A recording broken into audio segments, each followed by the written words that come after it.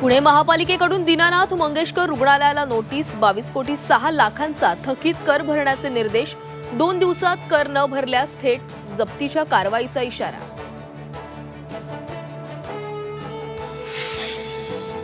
प्रशांत कोरटकरच्या जामीन अर्जावर कोल्हापूर कोर्ट आज निकाल देणार। कोरटकरचा कोठडीतील मुक्काम वाढणार की बेल मिळणार याकडे लक्ष।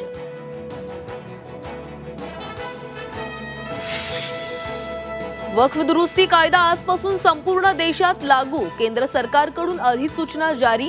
तर आमची बाजू ऐकल्याशिवाय आदेश देऊ नका, सुप्रीम कोर्टात केंद्र सरकारचं कॅव्हेट। विधिमंडळानं मंजूर केलेली विधेयक रोखणं मनमानी। सुप्रीम कोर्टानं तामिळनाडूच्या राज्यपालांना सुनावलं। विधेयकावरील कार्यवाहीसाठी 1 महिन्याची मुदत।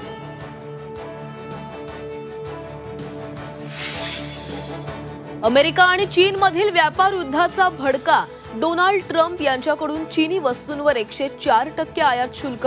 चीनकडूनही व्यापार युद्धासाठी सज्ज असल्याचं स्पष्ट। विदर्भासाठी पुढील 2 दिवसात उष्णतेच्या लाटेचा इशारा। सर्वच जिल्ह्यातील तापमान सरासरी 40 अंशांवर राहण्याची शक्यता। यंदाचा मान्सून सामान्य राहील। स्कायमेटचा अंदाज। जून ते सप्टेंबरच्या काळात सरासरीच्या 103% पाऊस पडण्याची शक्यता।